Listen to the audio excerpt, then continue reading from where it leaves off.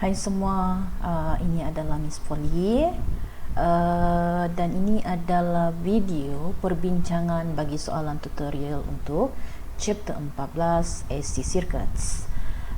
Seperti biasa, saya akan pick beberapa soalan daripada 10 soalan di dalam tutorial ini untuk dibincangkan di dalam video. Selebihnya anda boleh mengadakan sesi e-tutorial bersama tutor masing-masing, atau anda boleh mencari jawapan dengan menjadikan video-video saya ini sebagai panduan.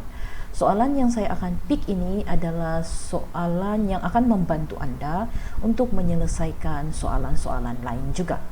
Dan soalan yang saya pick ini adalah antara soalan yang kemungkinan besar untuk saya keluarkan di dalam Dewan Peperiksaan adalah tinggi. So, soalan pertama yang saya pick adalah soalan nombor 3. So, di dalam soalan nombor 3, anda diberi AC generator di sini dengan nilai voltage yang diberi untuk AC generator ini adalah 36 volt.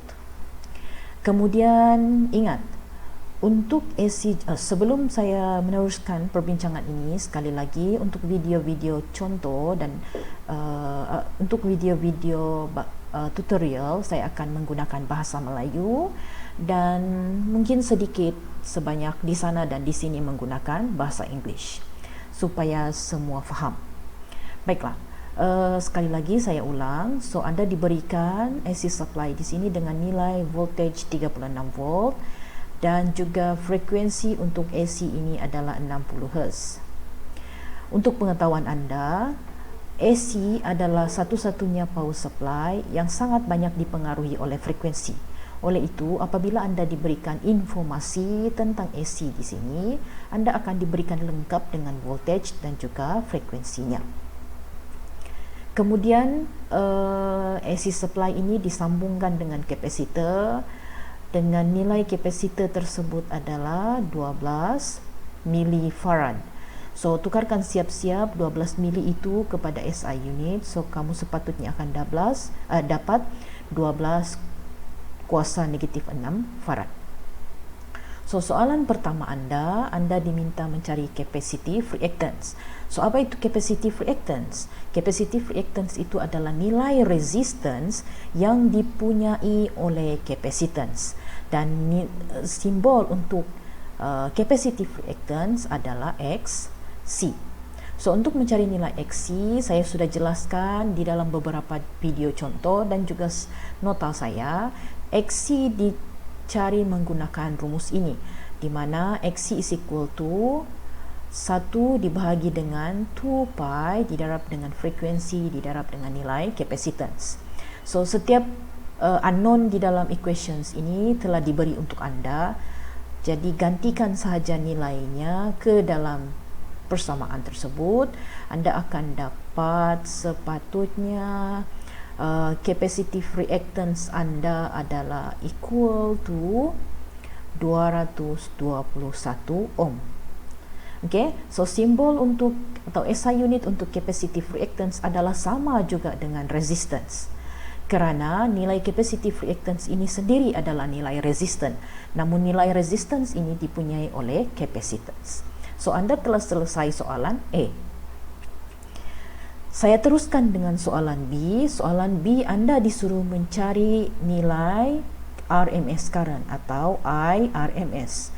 So, untuk mencari nilai RMS, saya perlu bahagi VRMS dibahagi dengan resistance saya. Dalam kes ini, resistance saya adalah dipunyai oleh capacitive reactance.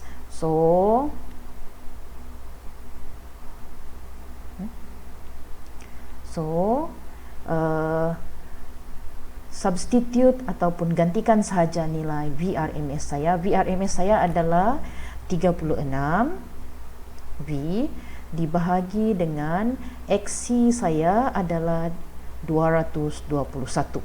So, nilai untuk IRMS saya adalah 0.163 ampere. So, ini adalah untuk soalan B. Dan soalan C, anda disuruh mencari I maksimum. So, untuk mencari nilai I maksimum, anda kena gunakan rumus ini.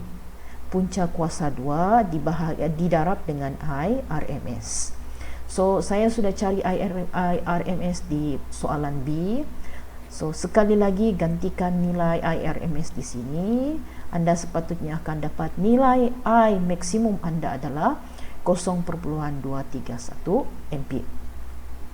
So, ini adalah soalan C. Soalan terakhir, saya akan keluarkan gambar rajah ini. Soalan terakhir anda ditanya, does the capacitor has its maximum charge when the current takes its maximum value? Nah, jawapannya adalah tidak.